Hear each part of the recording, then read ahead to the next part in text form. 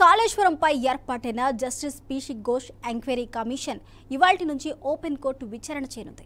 ఇంజనీర్లు, ఉన్నత అధికారులు, కొంతమంది ప్రజాప్రతినిధులు, కాంట్రాక్టర్లు, రిటైర్డ్ ఇంజనీర్లను క్రాస్ ఎగ్జామిన్ చేసేందుకు open court enquiry చేపట్టనుంది.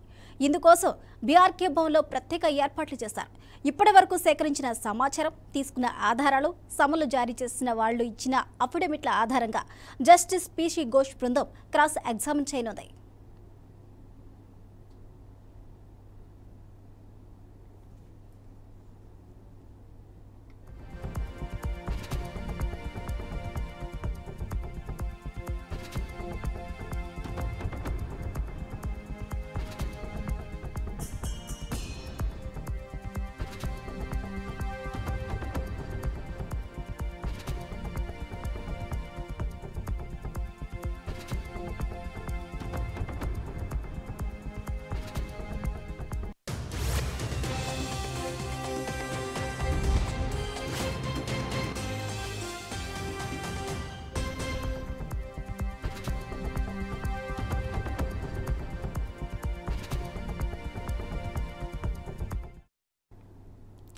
Breaking news చూస్తున్న కాళేశ్వరంపై ఏర్పాటైన justice PC Ghosh enquiry commission ఇవాల్టి నుంచి ఓపెన్ కోర్టు విచారణ చేయనుంది.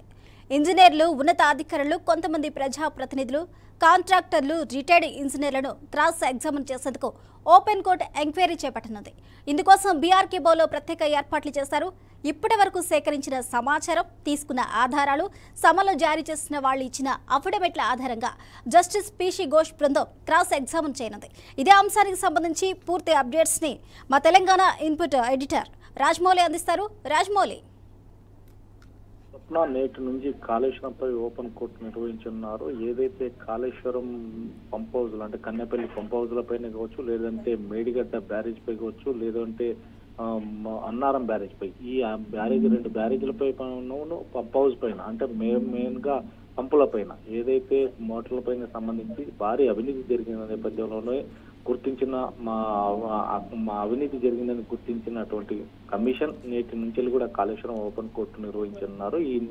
ఈ కోర్టు లోపల ఇంజనీరింగ్ అధికారులతో పాటు కాంట్రాక్టర్ను ప్రాసెస్ చేయనున్నట్టు కూడా కమిషన్ తెలిపారు. ఇదే నేటి నుంచి 15 రోజుల పాటు రోజుకు 2 లేదా 3 చొప్పున కూడా విచారణ చేస్తున్నారు. ఈ విచారణ మొత్తం మీద బీఆర్కే భవన్ లో ఏర్పాటు చేస్తున్నట్టు కూడా తెలుస్తుంది. అయితే ఇప్పటి వరకు సేకరించిన ఆధారాల సమాచారంగానే ఇచ్చిన అఫిడవిట్ల ఆధారంగా సాగనున్న విచారణలో మొదటి రోజు విచారణకు ఏఎన్సీ మురళీధర్ రావుతో పాటు నాగేందర్ రావు గారు కూడా ప్రాజెక్టు ఫైనాన్స్ విషయంలో క్లారిటీ లేకపోవడంతో దానిపైనే ఫోకస్ పెట్టినప్పటికీ మాత్రం అఫిడవిట్ సమర్పించలేదని చెప్పేసి మాజీ సీఎస్ సోమేష్ కుమార్ కూడా నోటీసులు మరోసారి ఇవ్వనున్నారు. ఈ నేపథ్యంలోనే ఎప్పుడైతే కాళేశ్వరం పంప్ హౌస్లకు సంబంధించి అంటే కన్నెపల్లి పంప్ హౌస్లకు సంబంధించి అదే సుందిల్లా, మేడిగడ్డ, అన్నారం ఈ 3 బ్యాచ్ సంబంధించి కూడా భారీ అవకతవకలు జరిగాయి, అవినీతికి పాల్పడ్డారు అంటూ కూడా అధికారులు, ప్రజాప్రతినిధులు, అందరు కాంట్రాక్టర్లు అందరికీ నోటీసులు ఇప్పటికీ ఇవ్వడం జరిగింది. ప్రతిరోజు ఒక్కరే లేదంటే ఇద్దరు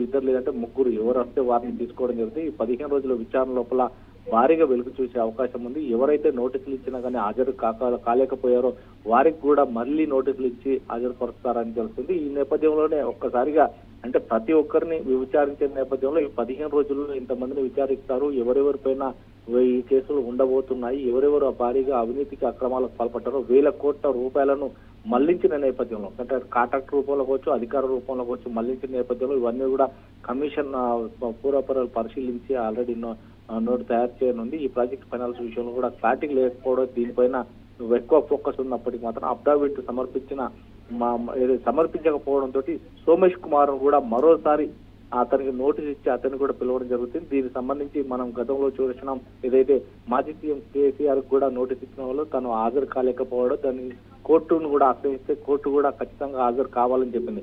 ఇప్పుడు మరోసారి కూడా మాజీ సీఎం కేసీఆర్ కూడా నోటీసులు ఇస్తారా లేదా అతన్ని కూడా కమిషన్ ముందు హాజరుపరచగలుగుతారనేది మాత్రం వేచి చూడాల్సిన పరిస్థితి ఏర్పడ్డది. Thank you Rajamouli.